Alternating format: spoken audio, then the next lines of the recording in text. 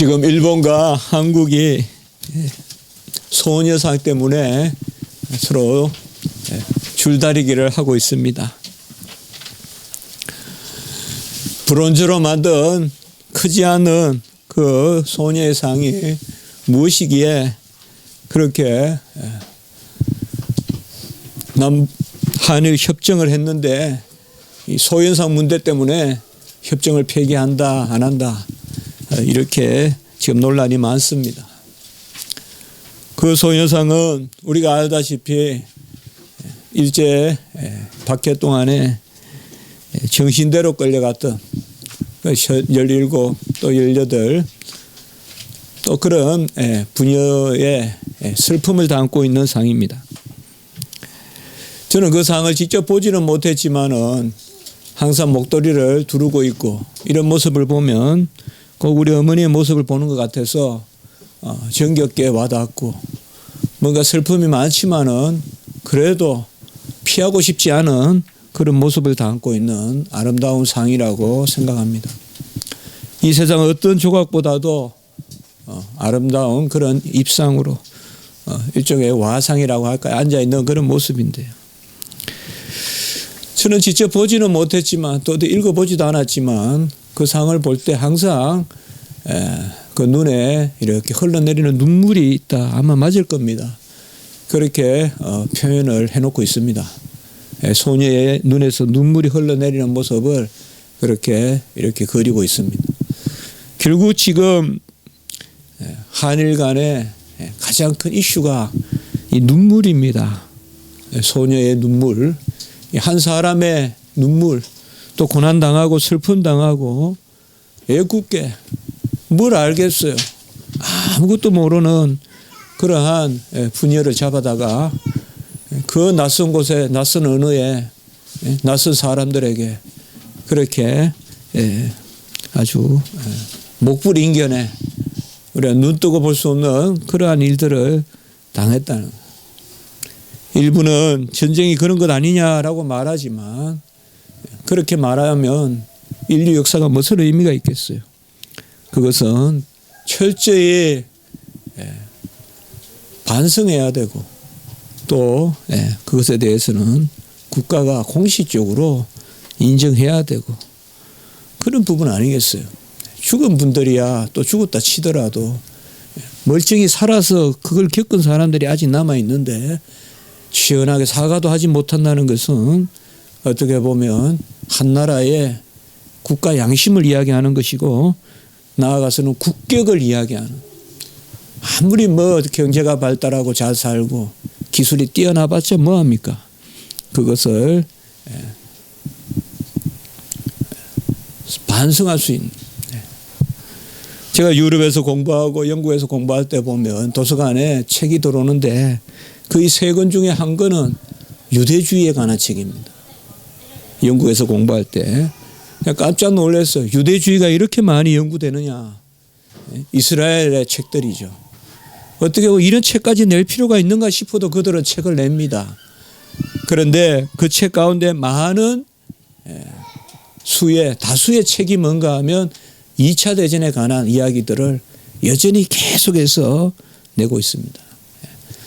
독일은 히틀러가 그렇게 강하게 정말 세상을 놀랄 만큼 잔인하게 많은 사람을 죽이고 또 독가스로 죽이고 그렇게 했지만은 그래도 독일의 그러한 인상을 우리가 지우게 되는 것은 그들 후손들이 계속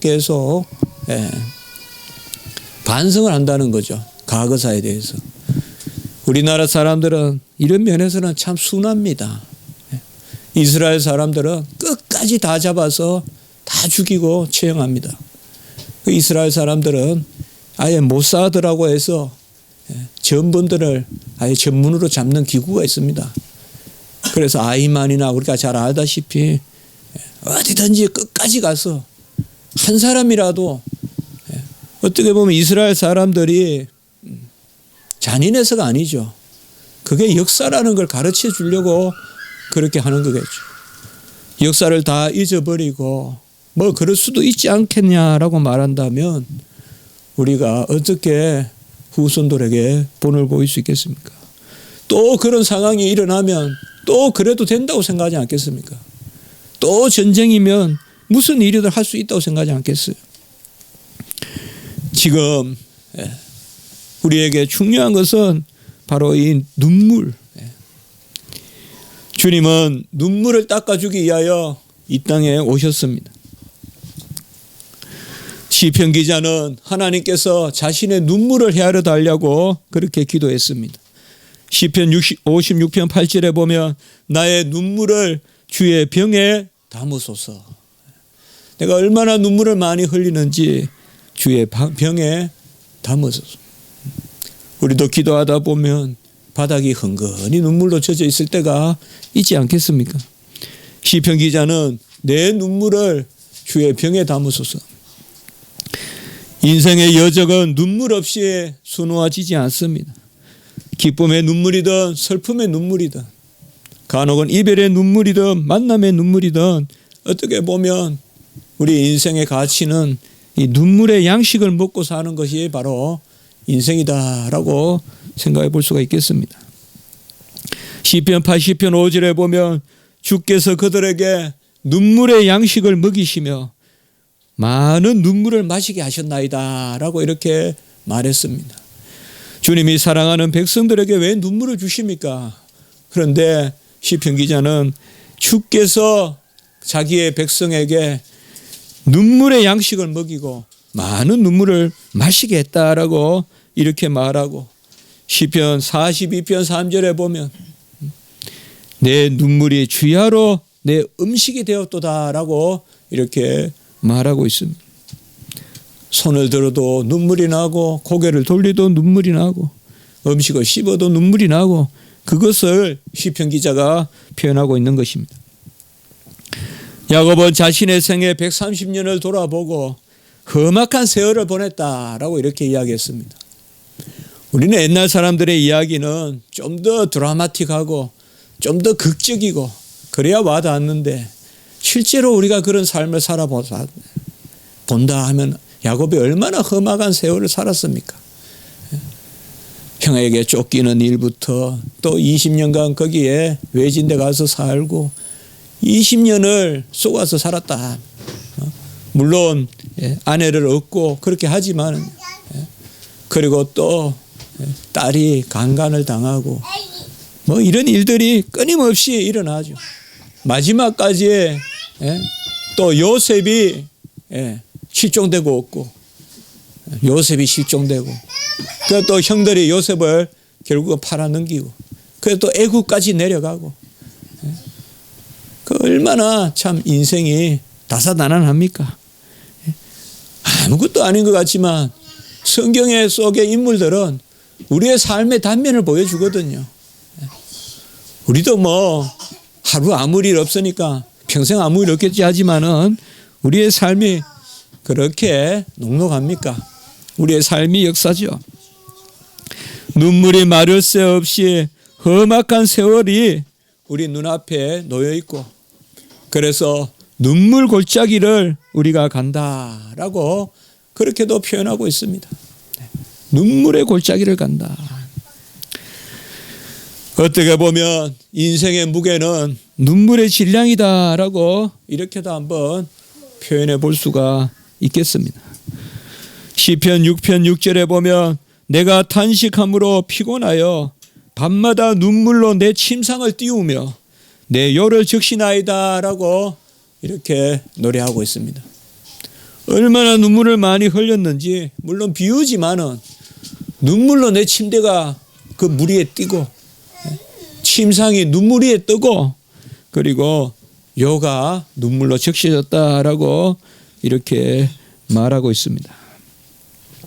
세상에는 여러 종류의 눈물이 있습니다. 그냥 기쁨의 눈물도 많이 흘립니다. 그러나 대체로 눈물은 슬픔의 눈물, 억울함의 눈물 그런 것이 많죠. 욥기 16장 20절에 가보니까 나의 친구는 나를 조롱하고 내 눈은 하나님을 향하여 눈물을 흘리니 욥의 고난이 아주 많지만은 욥이 눈물을 흘릴 정도로 가장 고난이 심했던 거. 이 바로 신앙의 문제거든요. 신앙의 문제예요. 욥의 고난은 갈수록 커지는 거거든요. 재산을 잃고 자식을 잃고 그리고 아내하고도 관계가 소원하고 그리고 친구들이 찾아와서 위로는커녕 신앙을 가지고 따진다 이 말이에요. 네가 뭐 그래 믿어야 되겠냐. 그게 가장 힘들더라 이거예요. 욥이. 어떻게 보면 우리 믿는 자들에게 가장 힘든 것이 신앙에 관한 시험이거든요. 신앙이야. 아이고 평소에 못 믿어서 저런 고난 당하지. 평소에 믿음이 부족하니까 저런 어려움을 당하지. 그렇지 않거든요. 그렇게 따지면 고난 많이 당한 사람이 믿음 없다면 히브리서 11장에 나오는 분들은 전부 믿음 없는 분들이네요. 그분은 전부 다 고난을 당한 분들인데 그건 아니거든요. 바로 친구들이 와서 조롱하고 그래서 하나님께 눈물을 흘리고 아무 의지가 없다 이 말이에요. 욥을 볼 때 끊임없는 세상의 조롱 가운데서 흘리는 그 눈물, 그 눈물이 바로 우리 인생의 그러한 단면을 보여준다라고도 말할 수가 있습니다. 눈물은 우리 인생의 마지막 표현이라고도 볼 수 있습니다. 저는 우리 장모님이 우리 어머니 돌아가시는 건 뭐 알지도 못했고 우리 장모님 돌아가기 전에는 병원에 갔을 때 거의 몸을 움직이지 못하시면서도 눈물을 흘리시더라고요. 그 제가 생생히 서울대병원에서 기억이 나요. 아, 눈물은 마지막까지 표현이 되는 거구나. 그런 생각을 했습니다. 몸을 움직이지 못하고 말을 못해도 눈에는 눈물이 난다. 마지막 우리가 표현할 수 있는 게 어떻게 보면 눈물입니다. 어떻게 보면 눈물은 우리 육체가 연약할수록 더 힘차게 솟구치는 어떻게 보면 가장 근원을 알 수 없는 인격, 우리의 인격을 드러내는 그것이 눈물입니다. 무슨 힘을 쏟아서 나는 것이 아니라 힘이 있어서 나는 것이 아니라 아프리카에 아이를 먹일 젖이 없어도 그 어머니에게 그 눈물이 마치 까만 청동에 눈물이 흘러내리듯이 우리 지금 소녀상의 눈물같이 말이에요. 아프리카의 그 가난한 그런 모습, 아프리카가 가난하다는 말은 아닙니다만 그런 모습을 우리가 보잖아요. 젖은 안 나와도 눈물을 아이 앞에서 흘리는 이런 모습을 볼 수가 있습니다. 히스기야는 죽게 되었다는 통보를 받았습니다. 죄도 지었고 병도 들었습니다. 그냥 절망했으면 뭐 이제 끝이구나. 하나님이 한번 말씀하셨으니 끝이지 라고 했으면 히스기야는 죽어버렸을 것입니다. 그러나 15년을 더 살게 되었는데 그것이 바로 열왕기하 20장 5절에 보면 내 기도를 들었고 같이 합니다. 내 눈물을 보았노라 이렇게 말하고 있습니다. 내가 너 기도를 들었고 내 눈물을 보았노라. 내가 너를 낫게 하리니 라고 이렇게 말씀했습니다. 기도와 그 기도의 심령이 우리 안에 각인되어서 눈물은 인위적으로 나오는 것이 아닙니다. 인위적인 눈물이야. 탤런트들이 흘리는 눈물이야. 어찌 눈물에 무게가 있겠습니까? 눈물은 가장 깊은 것을 담고 있고 어떻게 보면 눈물이 우리를 움직임.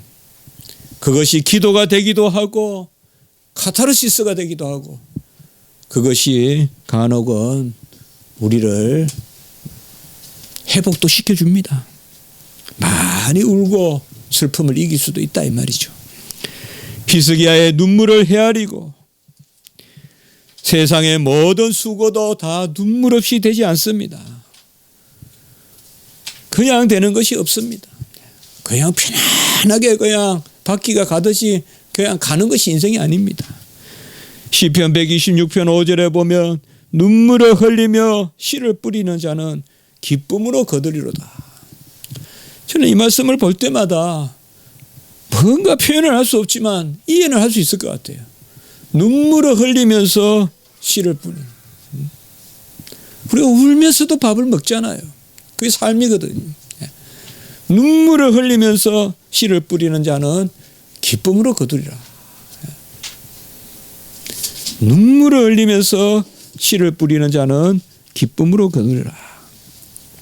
예레미야 선지자는 눈물의 선지자라고 일컫습니다. 많이 울었습니다. 예레미야는 많이 울어서 눈물의 선지자일 뿐 아니라 눈물의 소명을 받았습니다.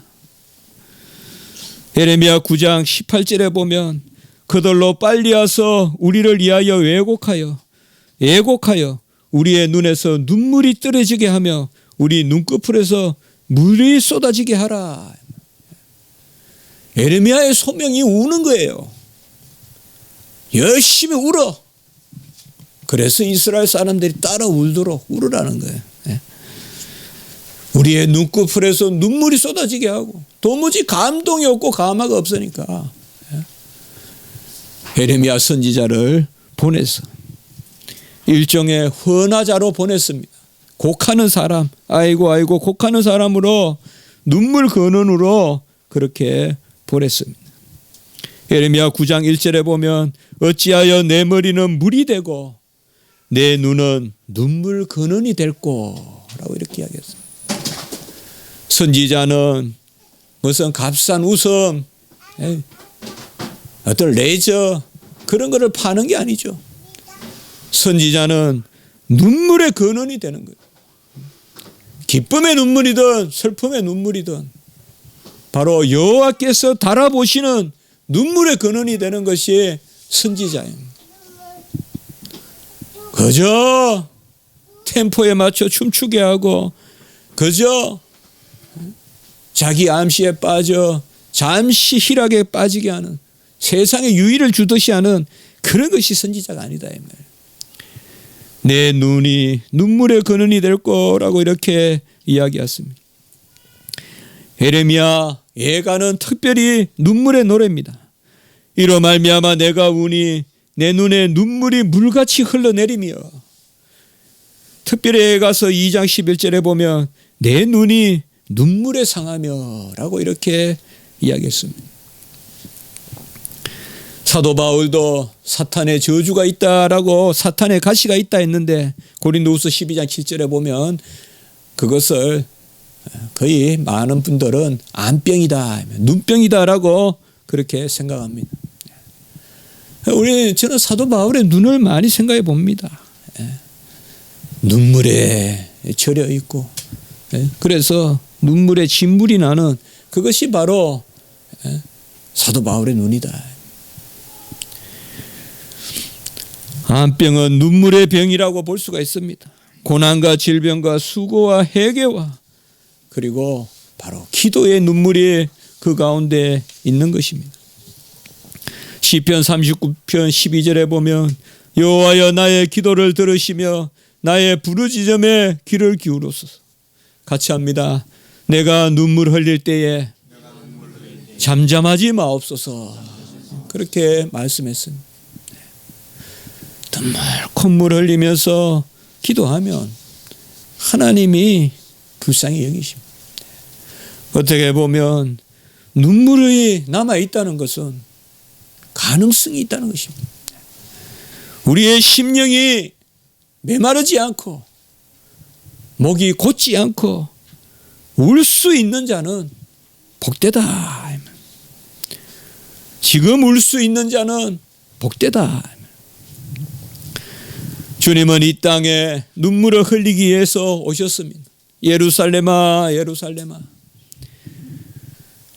주님은 우리를 대신하여 죽으러 오셨고 우리를 대신하여 눈물을 흘리러 오셨습니다. 그래서 대신해서 죽으신다. 대리적 죽음. 대신해서 우신다. 대리적 눈물. 그렇게도 부를 수 있을 것 같아서 오늘 제목을 대리적 눈물이다라고 이렇게 좀 낯설지만은 잡아봤습니다. 제가 말씀을 준비하면서 성경에 눈물에 대한 말씀이 아주 많더라는 것을 알게 됐어요. 그 주 안에서 기쁨, 즐거움 이런 것도 많지만은 그러나 반대어로 쓰이는 것 같지는 않아요. 눈물과 기쁨이 함께 있어요. 그런데 이 눈물이라는 것이 아주 많이 나온다. 오늘 우리가 읽은 히브리서 5장 7절에 보면 주님이 이 땅에 오셔서 순종하셨는데 어떻게 순종하셨느냐 그것을 잘 보여주고 있어요. 그는 육체에 계실 때에 그러니까 우리의 몸으로 이 땅에 오셔서 자기를 죽음에서 구원하실 이에게 하나님께 심한 통곡과 눈물로 간구와 소원을 올렸다. 이렇게 기록하고 있습니다. 오늘 읽었던 말씀. 심한 통곡과 눈물로 소원과 간구를 올렸다. 한마디로 에레미야 같이 기도하신 거예요. 아이고 하시면서 심한 통곡과 눈물로 주님은 뭐 다 아시고 꿰뚫어 아시고 전부 아시니까 그저 보고하듯이 기도하지 않았다 이 말이에요. 아버지 하시겠습니다. 믿습니다. 그렇게 기도가 되지 않은 거예요. 부르짖었다 이 말이에요. 통곡했다 이 말이에요. 이 통곡이란 말이 아까 말씀이에요. 부모 돌아가셔서 헌화하는 아이고 하는 그런 우리나라의 통곡이다 이 말이에요. 심한 통곡이라 했어요. 그것도 심한 통곡과 눈물로 간구와 소원을 올렸다. 아주 하나님 앞에 그냥 아주 치면서 얼마나 통곡하시게 예루살렘을 끌어안는 거예요. 그게 지경이잖아요. 우리의 영적 지경이 뭐예요? 놀면서 기도하면서 끌어안는 거 그게 우리의 영적 지경 아닙니까? 확 끌어안는 거예요. 눈물 없이 어떻게 끌어안아요? 눈물 없이 어떻게 끌어안냐고요. 주님께서 심한 통곡과 눈물 가운데 간구와 소원을 올렸고 그것이 가장 단적으로 나는 게 겟세마네였으며 아빠 아버지여 하면서 땀방울이 핏방울이 되도록 기도했다. 땀과 피와 섞여서 그냥 땀과 눈물이 섞여서 피가 되도록 그렇게 주님이 기도하셨다. 기도 가운데 흘리는 육체의 물이 땀이라면 기도 가운데 흘리는 영혼의 물은 눈물이 아니고 무엇이겠습니까? 우리 영혼의 질량, 영혼의 갈급함, 영혼의 애통함을 우리 눈물이 그것을 보여준다. 주님은 나사로의 죽음 앞에서 눈물을 흘리셨습니다. 그들을 불쌍히 여기시고 사랑하여 눈물을 흘리셨다라고 요한복음 11장에 나와 있습니다. 주님의 사랑은 아가페, 헤세드, 주님의 사랑은 바로 눈물의 사랑입니다. 함께 울어주는 체유라는 사랑입니다. 그들을 제3자같이 여기지 않고 그들과 하나가 돼서 예루살렘아 예루살렘아 눈물을 흘리는 것입니다. 주님은 이 땅에 양식을 주러 오셨는데 그것이 바로 시편 기자가 말하는 하나님이 우리에게 원하시는 눈물의 양식입니다. 우리에게 눈물의 양식을 주시려고 오셨습니다. 주님의 몸이 눈물의 양식이라면 주님의 피는 눈물의 음료다라고 이렇게 우리가 말해볼 수도 있겠습니다. 주님은 오병이어의 기적을 일으키시고 밤새 또 기도하시고 주님이 우리에게 구하는 것은 바로 눈물입니다. 주님은 우리의 눈물을 헤아리십니다. 억지로 우는 것이 아닙니다. 마음이 차야 눈물이 나는 것입니다. 마음이 차야 돼요. 애통함이 있어야 돼요. 연약함이 있어야 돼요. 상함이 없이 바람이 불지 않고 갈 때는 울지 않아요. 가만히 고요하고 저교한데 갈대가 울지 않아요. 흔드는 게 있고 찌르는 게 있고 치는 게 있고 내리치는 게 있고 벗겨내는 그것들이 있을 때 우는 것입니다.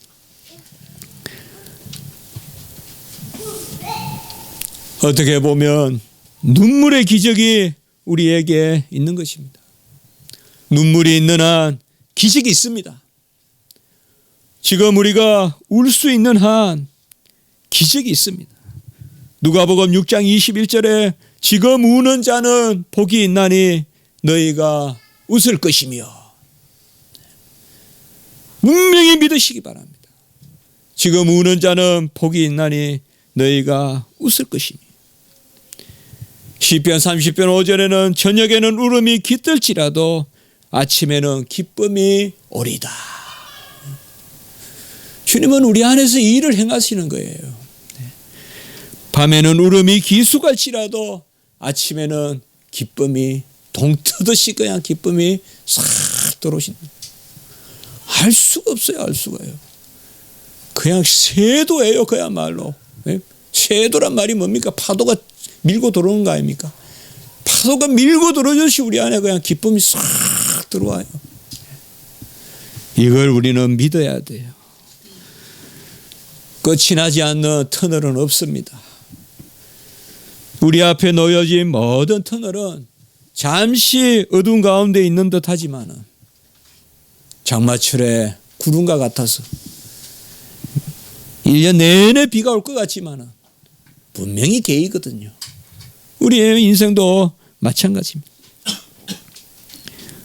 눈물을 흘리십시오. 지금 우는 자가 복되다고 했습니다. 지금 애통하는 자가 복되다고 했습니다. 지금 슬픔을, 눈물을 절망으로 삼지 마십시오. 우리는 절망의 눈물만 흘리지 않으면 돼요.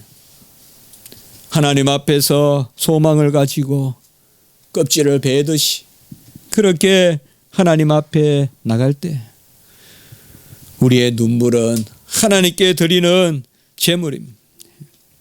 Our tears are an offering to God. 우리의 눈물은 하나님께 드리는 제물이다. 하나님은 눈물을 달아보십니다. 눈물의 양을 헤아리십니다. 우리가 울 수 있는 자는 복된 자입니다. 역으로 눈물이 마른 우리는 더 애통해야 됩니다. 기도해야 됩니다. 눈물의 제물은 속죄의 제물입니다. 내 죄를 사하달라고 하나님 앞에 나아가는 것입니다. 하나님과 도무지 어울리지 않는 나의 모습을 놓고 한탄하는 그러한 눈물입니다. 이러한 애통의 눈물은 하나님을 인정하는 눈물이고 하나님 앞에 여전히 공고함이 있는 우리 자신을 데려가는 그러한 눈물입니다. 애통은 저주가 아닙니다. 애통은 우리에게 큰 힘이 되고 애통은 하나님께 나아가는 길이 됩니다. 그래서 애통하는 자가 복이 있다라고 그렇게 말씀하신 것입니다. 어떻게 보면 세상 속에 사는 우리가 애통함이 없다는 것은 그만큼 세상에 물들어 있다는 것입니다.